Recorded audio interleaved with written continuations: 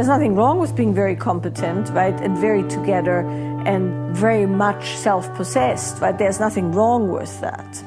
The only thing that makes it useful to have the other thing going on, right, is so that in a moment, and this is for the sexual variety or the sexual repertoire, in a moment you can kind of forget yourself, right? So I don't know if you've ever had the experience of being in the middle of sex and completely forgetting who you are or what's happening, and just be this, you know, like find something in nature that would have that feel to you when you look at it. Like, let's say, a weather pattern or something like that. So then instead of trying to access something that makes you blank, maybe you can enter into that particular disposition through a different portal, is what I'm saying. So you could either enter through the portal of something in nature that makes you feel that way, or you could enter it through memory of that experience, right? Where you enter through the portal of that mindless, drunk on cock kind of, you know, like, you know, lost it, so to speak, spit flying, hair all over the place, right? That kind of a feeling is the unfolding, right? So you have to go with the unfolding, however the unfolding can be unfolded. If it can't be unfolded through, because it's not for a lack of trying, because you do all kinds of stuff, and I know you do stuff with the other stuff that you're doing and everything, right? So if it hasn't unfolded in that way, that's not the way in.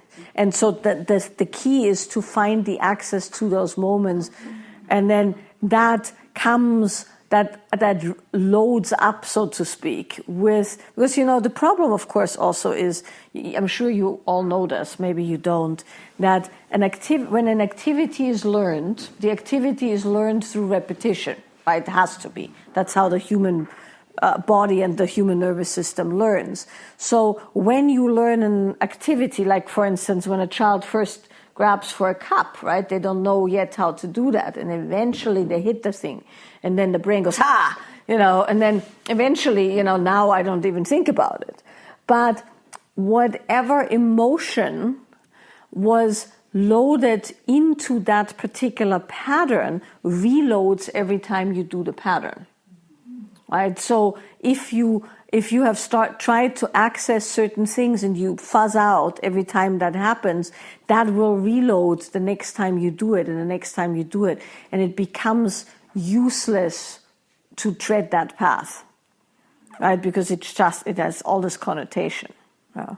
So you have to just leave that path well enough alone and find a different access point, right? And then load that access point with positive emotions and associations. And so when you think of the hour in Amsterdam and what it took, because you knew you couldn't keep it up for an hour with the usual, let's give him a 5-minute blowjob before we have sex kind of, you know, technique, then that's a good access, because you did it and it was probably great, and you did it for him, and it probably did an amazing, heart-opening, you know, mind-blowing job for him, so to speak, right? And so then it loads up with that feeling of devotion and that feeling of commitment towards that part of your relationship, and that will make it so you're not fuzzing out. Yeah, well, that's why you'll access it in practice outside of the sexual occasion, and then you have it in the sexual occasion, and eventually it will start unfurling in the rest of your life when you choose to. Right? There's certain activities during which that is not recommended.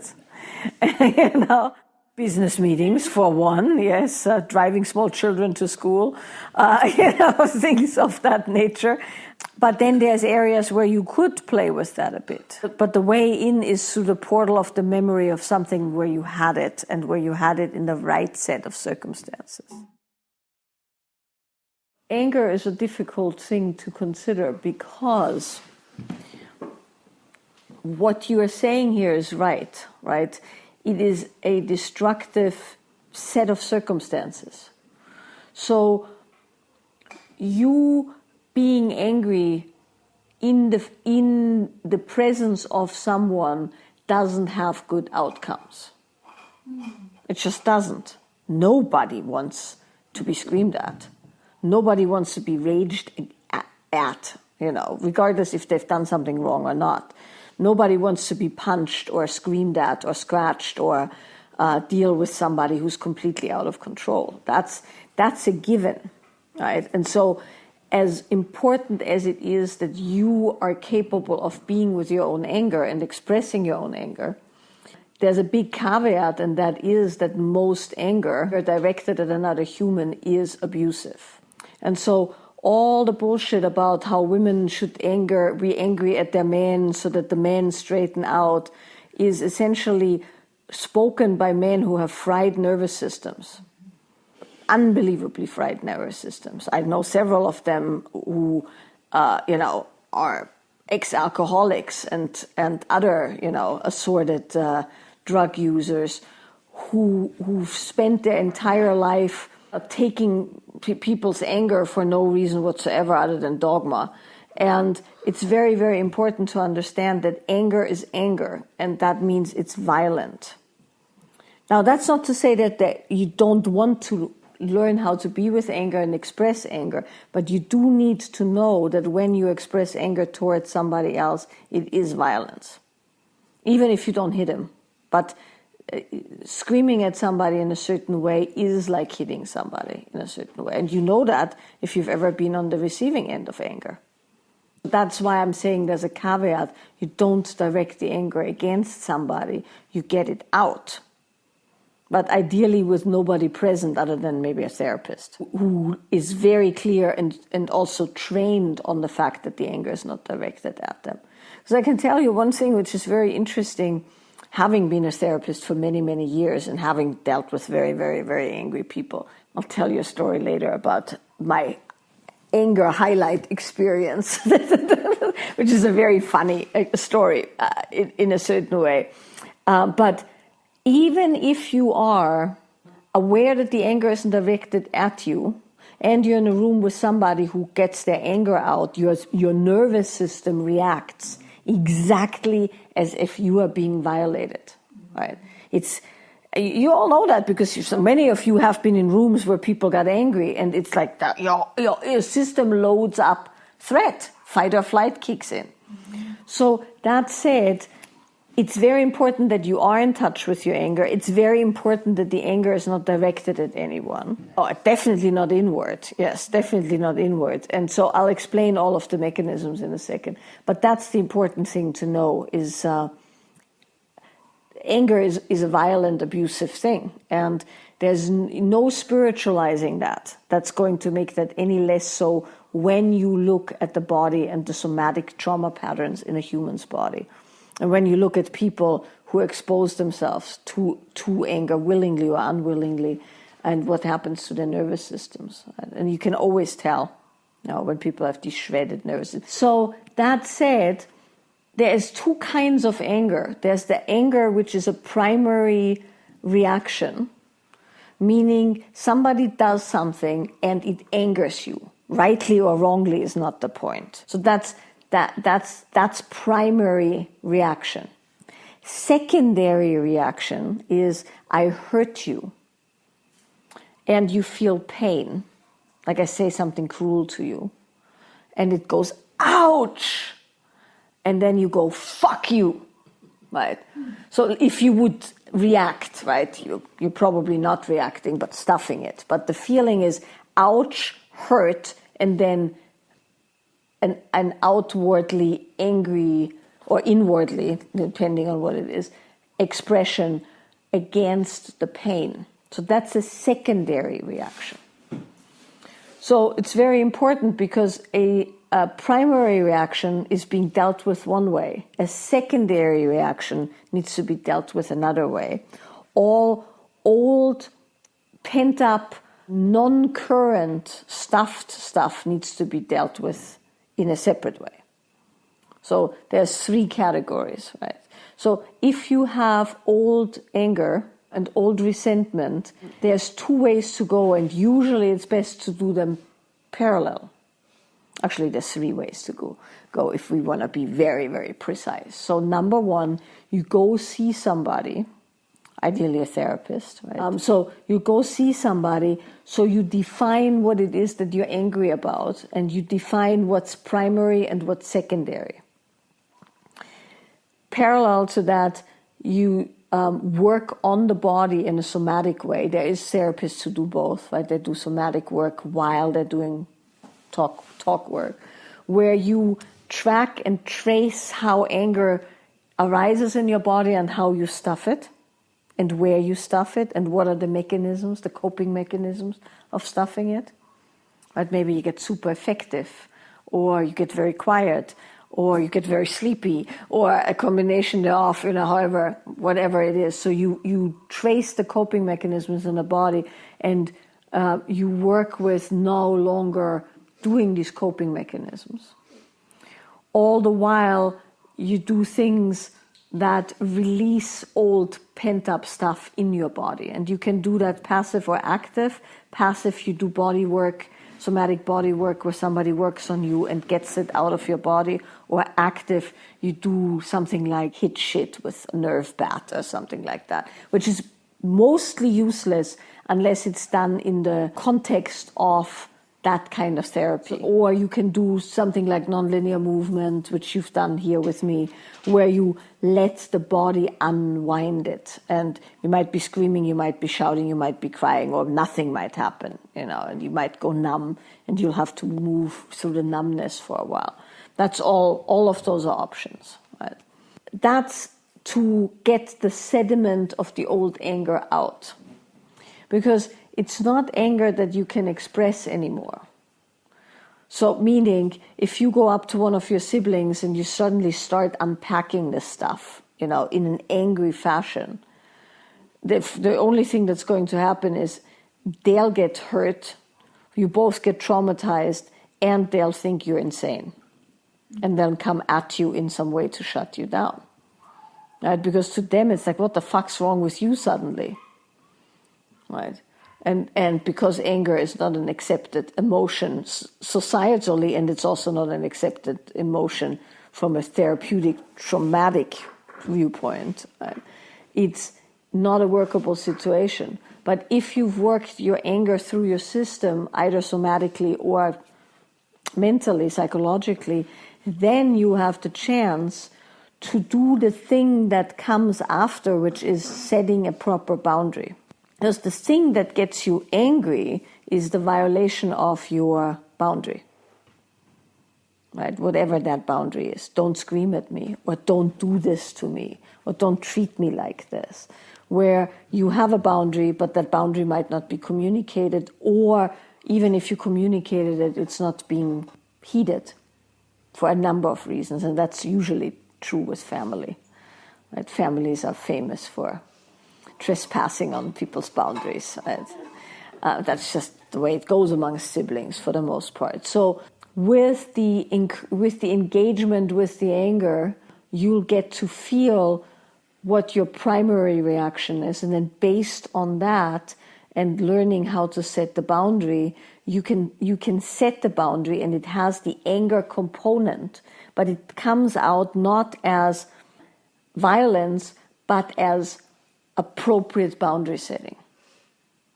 Right there we come back to the know with the open heart, so to speak, right? Where you feel that but instead of going or instead of going right, you just go right, and you hold steady at your preferred boundary. And then you don't have to get angry because you're not being violated.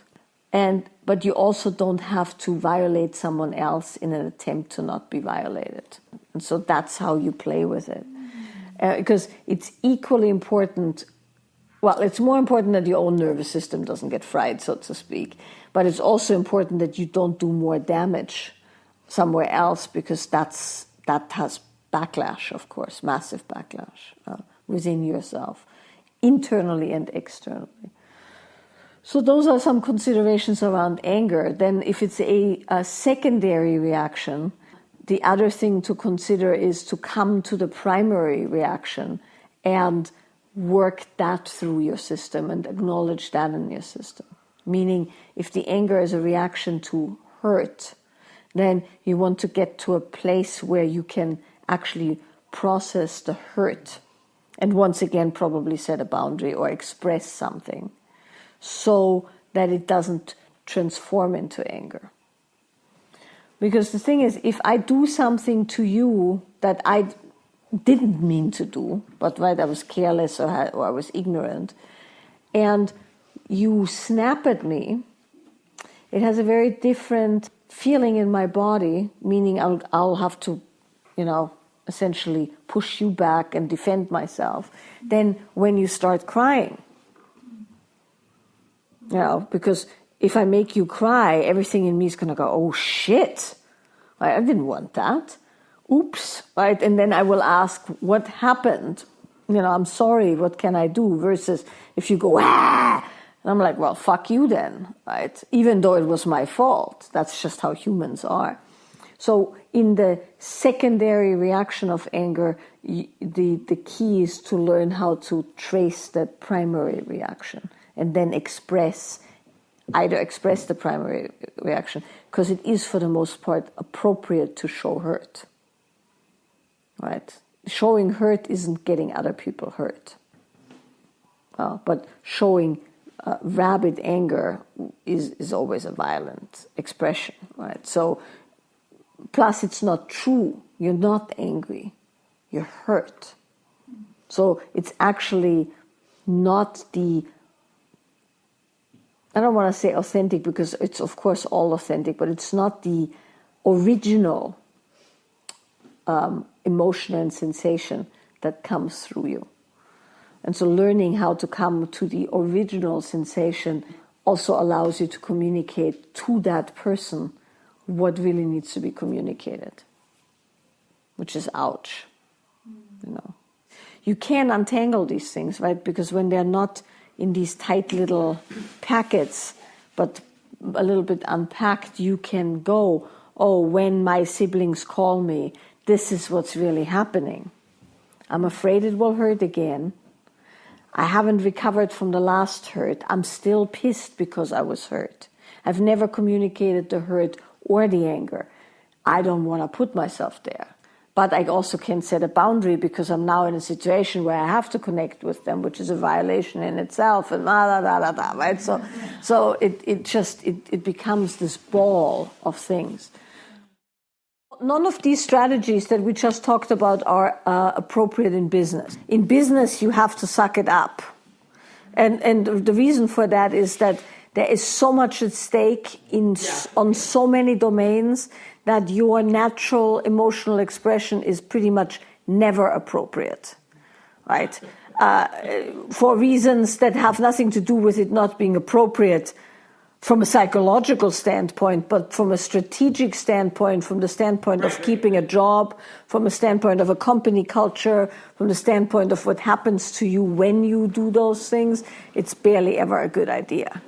These things are very, very difficult, right? Because there's something to be said about being able to express anger. And of course, anger is wired to passion, right? It comes from the same place. So you often hear people go, well, you can only be as passionate as you can be angry. That's certainly true, except that passion versus anger as far as destructive force isn't anywhere.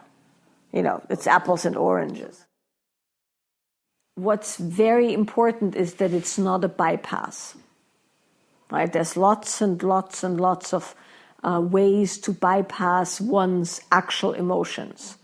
Spiritual, societal, religious, The first impulse is never forgiveness, right? When somebody hits your toe with a hammer, you're not going, I forgive you. So the first response when I hit your toe with a hammer is, ouch. The second response is, fuck you, get away with that hammer, right?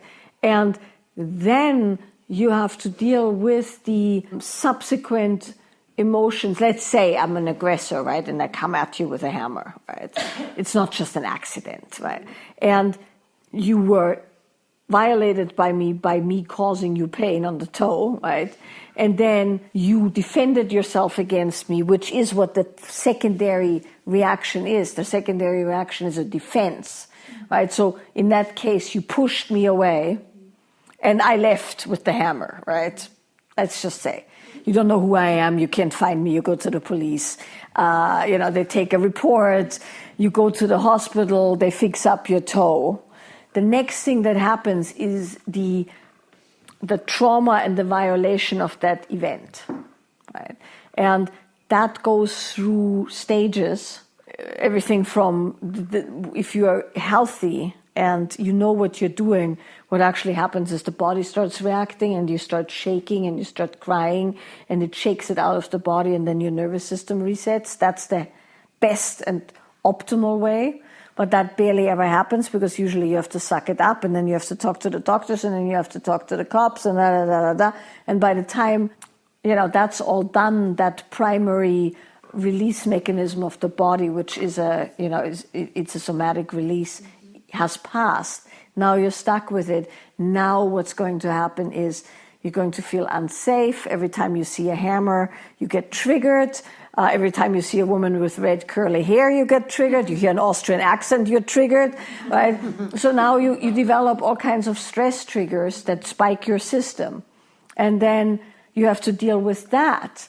And then you're going to get angry about the unfairness of it because what the fuck, right? And then and all of that has to happen till you come around to, hey, okay, that all really sucks, but you know what? I'm kind of done with this taking up mental space, and I've gotten it out of my body. So God knows what befell her, but for my sake, I'm going to forgive her. So there's all kinds of ways where you could end up at reconciliation, but reconciliation is one of the last things that happens and not one of the first things that happens. Right? And that's important so that the course of the release can be observed. Now, you don't have to hold that grudge for longer than necessary, and you can orient your entire exploration towards the reconciliation. Right? You could say, at the end of this process, I want to be able to forgive, which is almost always appropriate. There's very few instances where that's not appropriate. Right? There is some, but very, very few. So if you hold the reconciliation at the end of the process, you have pointed yourself towards a North Star, so to speak. And things like forgiveness or devotion, right? The service, in being in service of someone, those are very beautiful North Stars because they hold within themselves a certain kind of a bodily disposition that makes it easier to go through the steps, and that also makes it so you don't get stuck in self-pity or vindictiveness or things of that nature because you're oriented towards something greater than yourself. So I think reconciliation is a very beautiful thing to consider, but not as a bypass. You don't go, here's the other cheek, slam, oh, I love you, thank you. Thank you for the valuable lesson. Everything has a reason. This is for the best of everyone, right? And all that bullshit, right? Because that's bullshit. Can it turn out that in the process of you going through all the things you go through, you learn something that's really, really valuable and makes you a better human being? Let us hope so. But that's not how it starts out. Everything of that nature has a price, right? And, these are very, very dicey issues to speak about because so much is woven into that, right? Because when we really look at this from a big view, there was a reason originally why women didn't do business the way men did business, right? And it turned out to become discrimination because that's how it goes, right? And it was like, oh, little women, shouldn't be in business. But there was originally a reason, because no woman in their right mind would object herself to such shit, right? But we did because we wanted to have equal rights to the men we're working with. But if you were left to work with, let's say, people in the environment you were in, you wouldn't have to suck up if you could curate that environment, right? You'd go, that's not good. I don't want to do that. But then, of course, you're going to run into, well, then the business isn't going well, or then I can only hire women, or, whatever it is that then happens. But originally, in the original consideration, the reason why women didn't do the jobs men did is because there's no reason to do those jobs. From a bodily, emotional, well-being, female health. Now there are studies out on this, right? One of the reasons why there is not nearly as many women in leadership as there's men is partly, of course, because of discrimination, but it's partly also because very few women are willing to pay that price. Because why, right? It's not apparent why you would do that to yourself. Like you're saying, you did it, you stuck up for yourself, you took care of business, and now you're going, shit, I'm totally disconnected. Right? And so at that particular moment in time, when that disconnection has happened, there is ways to remedy that and still stay at work and stay in the job. I'm going to just say that, right? But it's not always the apparent choice. And I know lots of women who were CEOs, are very, very famous.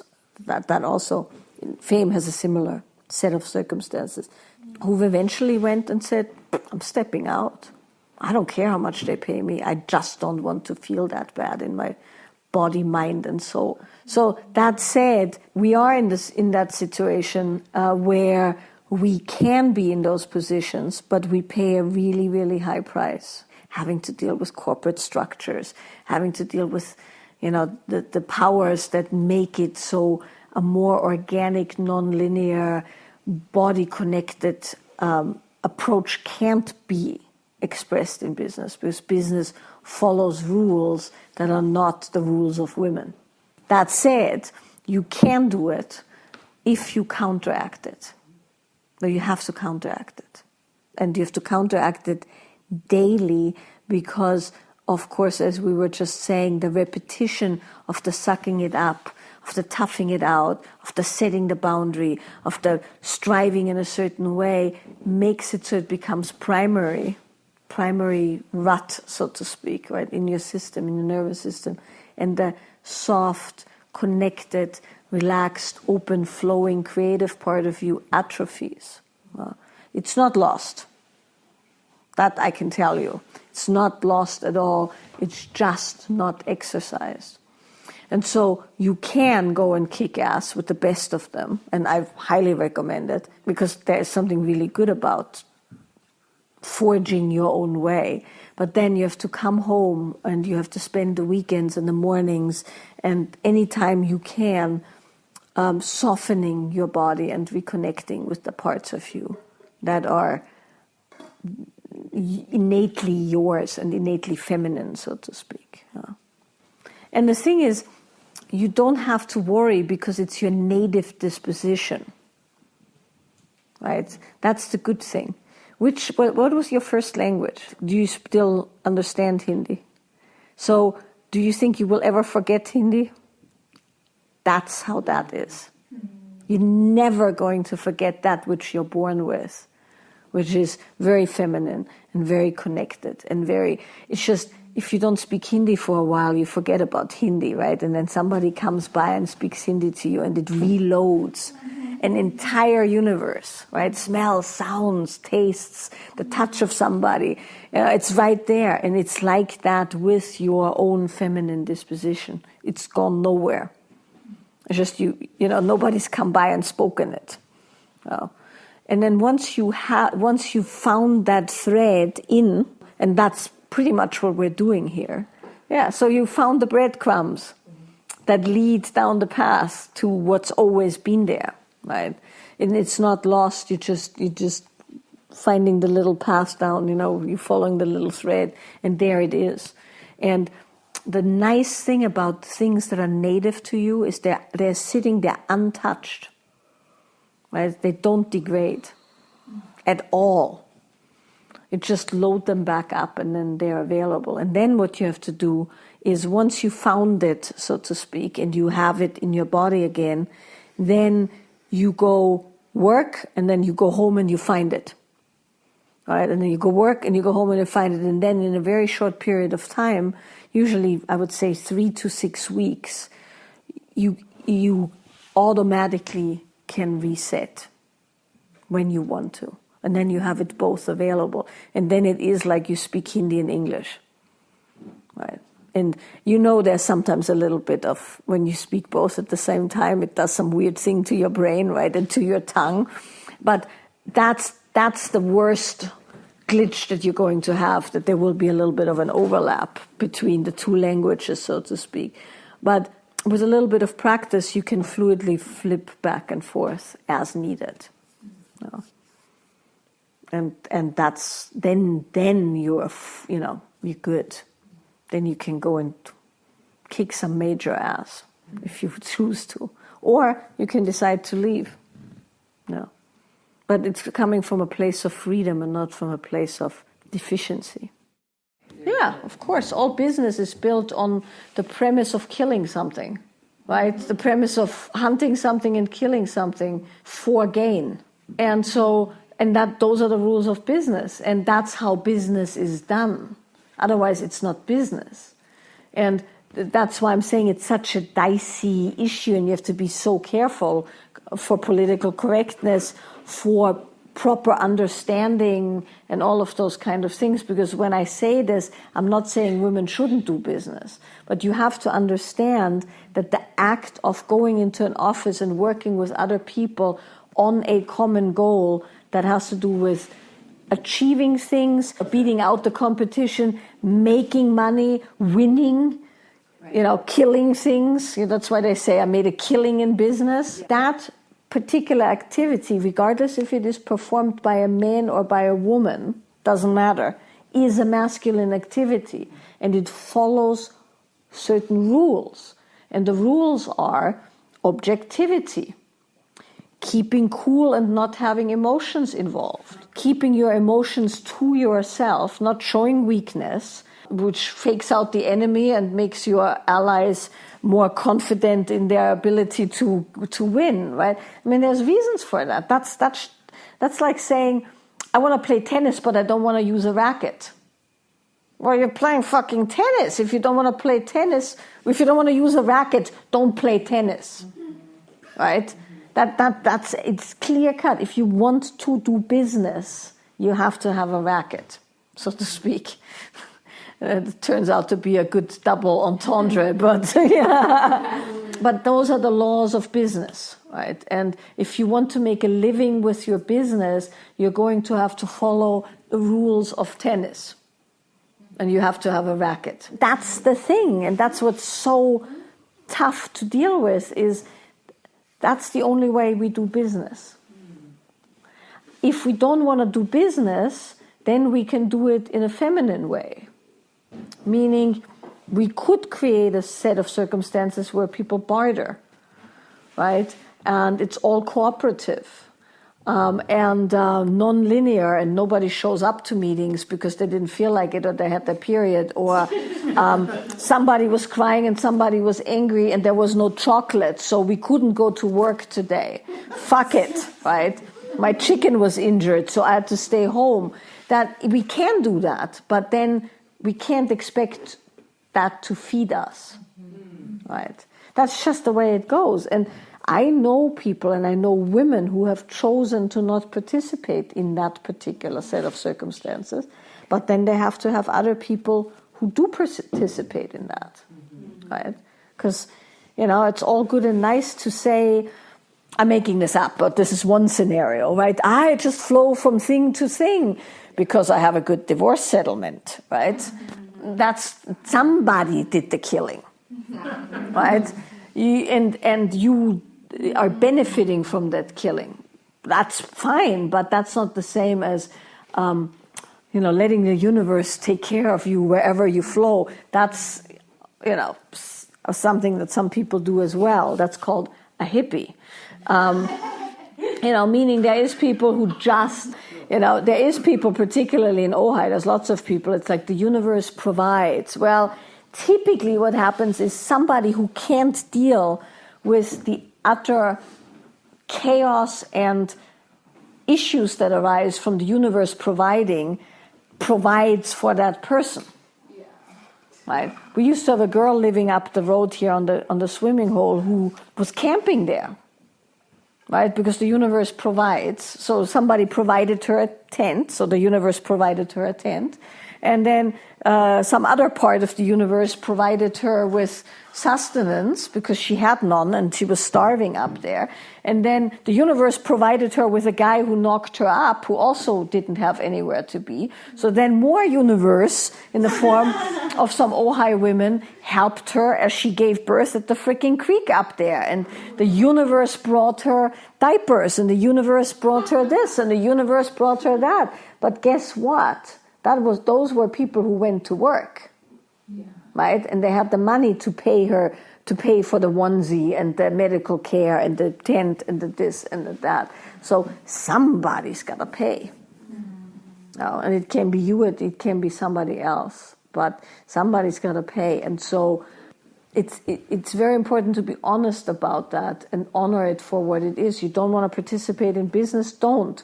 But it's not the business's fault, right? And it's not the people who run the business who are ultimately evil. It's just, those are the rules of business. I'll tell you the anger story quickly and then we'll take a break because it's such a good story. So I had these clients and they were very, very, very wealthy. And they were very, very, very angry. She was very, very, very angry at him, and for reasons entirely understandable. And they were pretty much on the way to divorce, and I was brought in to sort things out.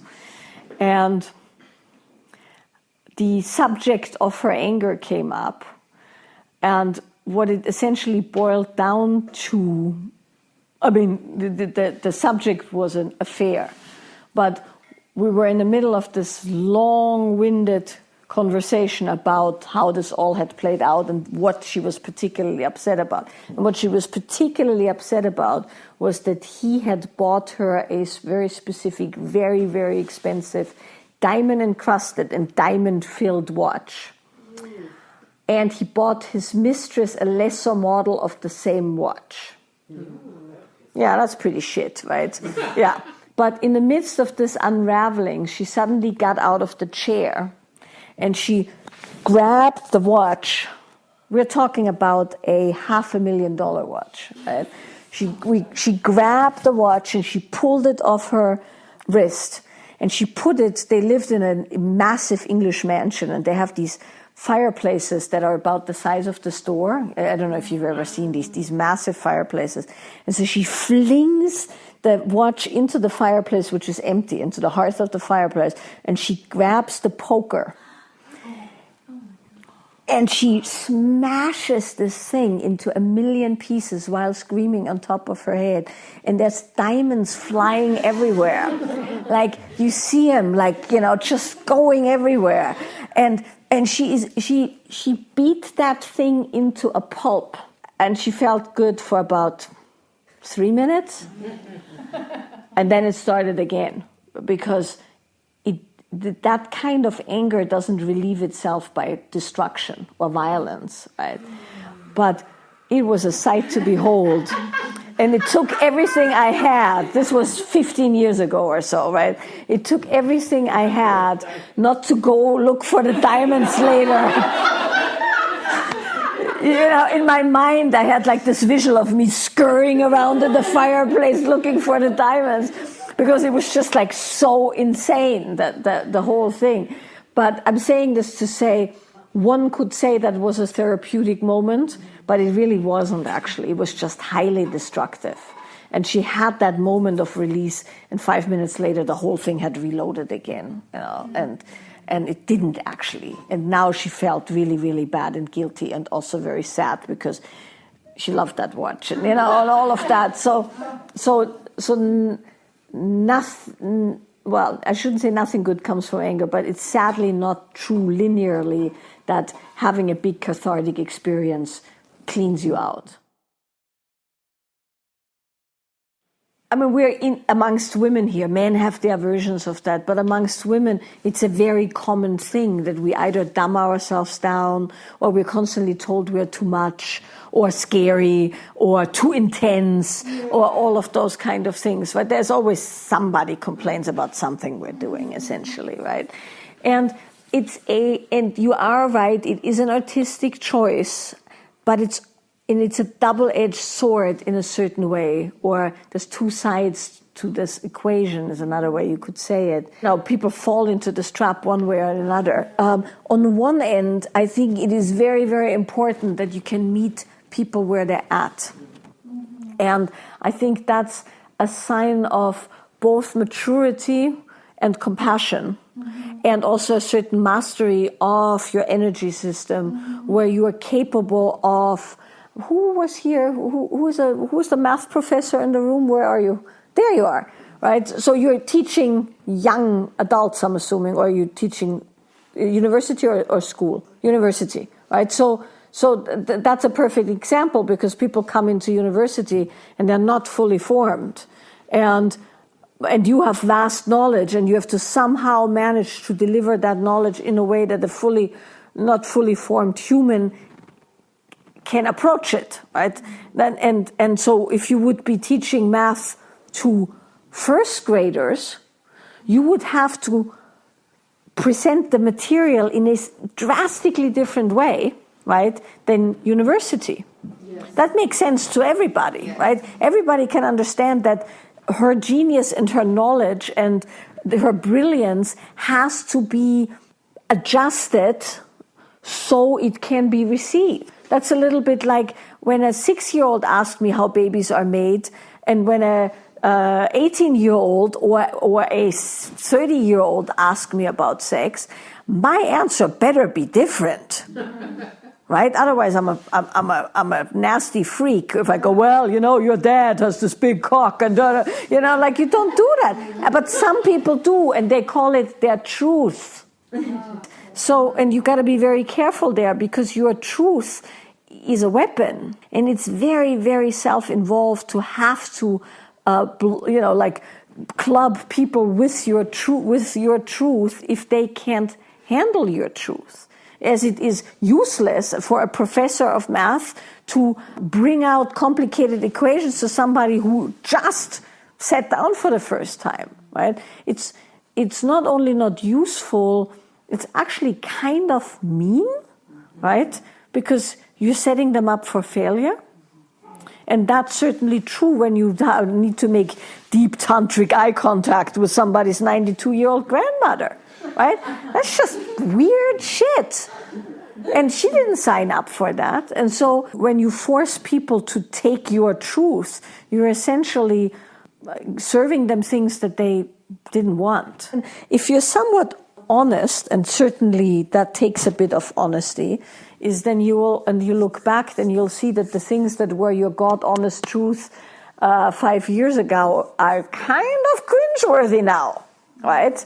When you really, really are honest about it. I mean, the shit that I used to believe to be true, right? I'm like, oh my God, I said that publicly in a workshop. And I have, in the last couple of years particularly, I have retracted a lot of things publicly, right? Where I remember once in Amsterdam in a workshop, a guy says, well, I heard you say on a recording, blah, blah, blah. And I had to say, yeah, I no longer believe that, right? And the whole room was like, it was like some bomb had gone off, right? But that's actually, it's healthy. You want to evolve. And in science, right, and I'm sure this is true in math, I don't know anything about math, that's the way. You don't want shit to stay the same, right? You want to develop them. And so that all said, your truth, to bludgeon somebody with your truth is kind of a violent act. However, if you've never individuated enough to have a truth, you're going to just shape yourself into whatever form, like you said, the shape of the container. And so there's usually a moment in every person's evolution where their truth becomes the really important thing, right? Because they have to develop that muscle, that body. And then hopefully you can go, well, now I know who I am. Now I don't need to insist and cram that down everybody's throat. Yes, well, that's a different story, right? So there is the knowing who you are and being formed.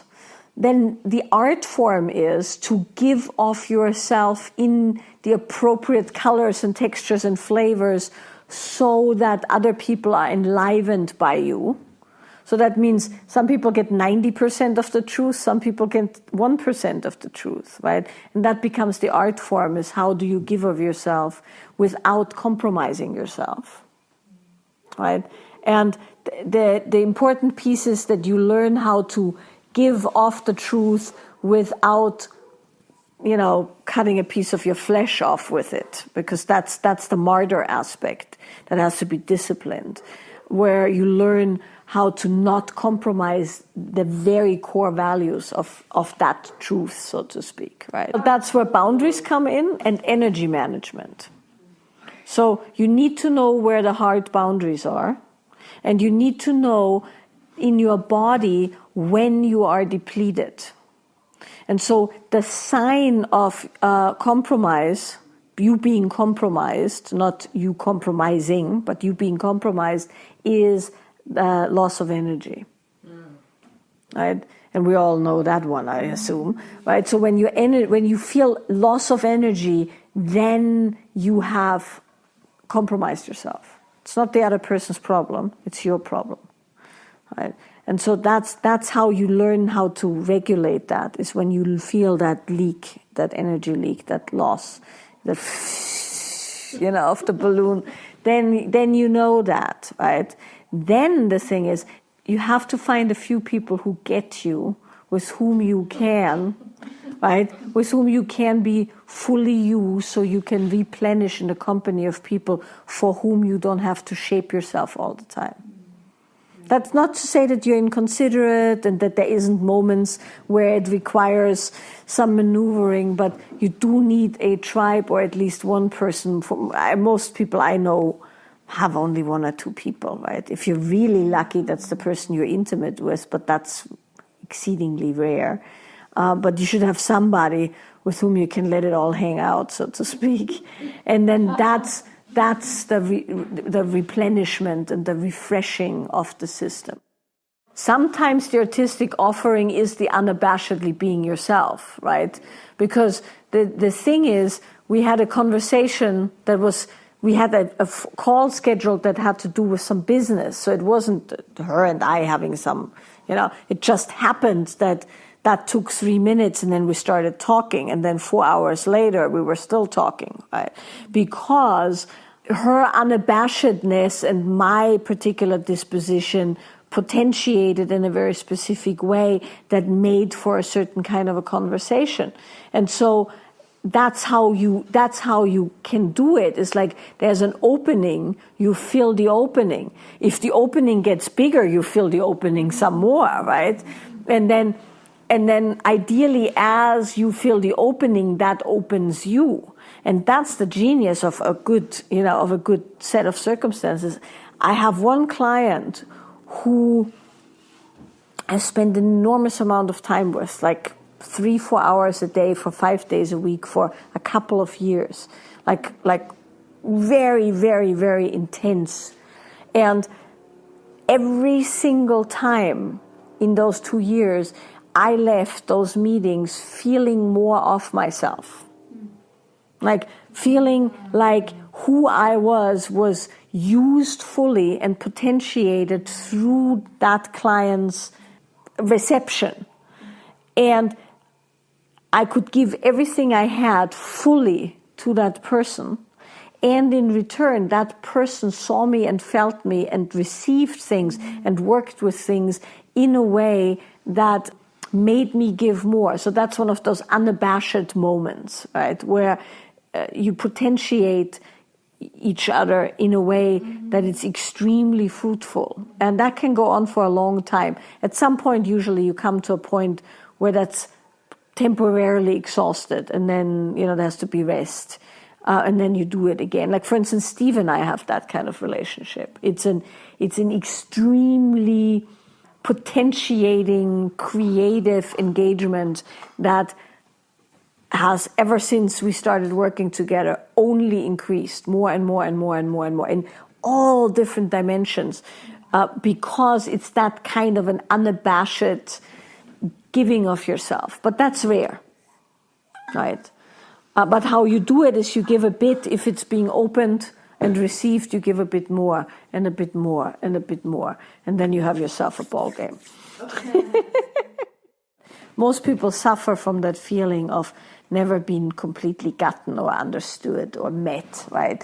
It's not easy to find somebody who can do that for you, but it's definitely worth pursuing, because it's great when it happens. But it is a lonely, like being you is a lonely place because there's nobody like you. That's true for everyone, right? And the best we can hope for is people who are kindred. And if you're lucky, you find a few kindred spirits that you can play with. But it is an intricately difficult and lonely place to begin with. Thank you for listening to the Michaela Boehm podcast. Michaela's first book, The Wild Woman's Way, published by Atria, Simon & Schuster, is available in hardcover and audiobook. To pre-order your copy, click the link in the show notes below.